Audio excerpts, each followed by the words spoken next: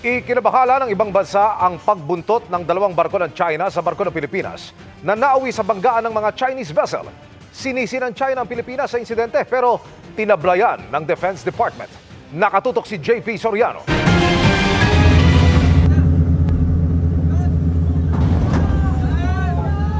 Matapos ang pinakabagong pangaharas ng China sa mga barko ng Pilipinas, inihahanda na raw ng Department of Foreign Affairs ang proseso ng paghahain ng diplomatic protest laban sa China. We are of the view that this is a situation whereby we have to be more careful, that we still go back to the process of whereby diplomatic dialogue and discussions will be best for the situation. Are we going to summon the Chinese ambassador in Manila? I think there has been a process, but we're still rethinking the whole issue. We have not yet.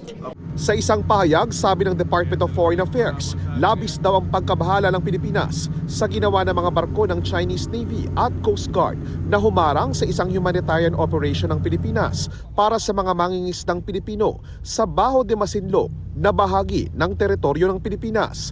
Ngunit sa kabila nito, hindi raw nag-atubili ang mga Pilipino na mag-alok ng tulong nang magkabanggaan ng dalawa sa mga barko ng China.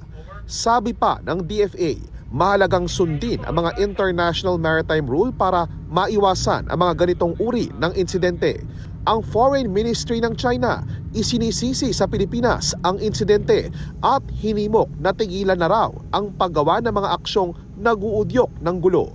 Tugon dito ni Defense Secretary Gilbert Teodoro. I'm already tired of contradicting, and I don't want to answer a blatant lie and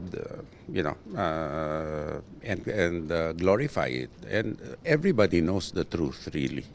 Why will we pick a fight?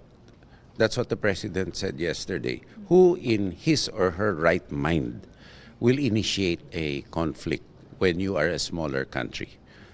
Common sense, unless they don't have any. Ang Philippine Navy, inaalam na ang mga ulat na di umano ay may nasaktang Chinese sa insidente. Tinanong namin si Teodoro kaugnay dito. Wala pa akong reports regarding that. Kung meron man tinamaan, kasalanan nila yon. Sa mensahe sa social media ni Danish Ambassador Franz Michael Melvin, sinabi niyang may tumilapong miyembro ng Chinese Coast Guard sa dagat. Umaasa daw siyang matatagpuan ito. Si Ambassador Massimo Santoro naman ng European Union, lubos na ikinababahala ang nangyaring insidente. Muli rin itong pinanawagan ang mapayapang resolusyon sa sigulot sa lugar, alinsunod sa international order at international law.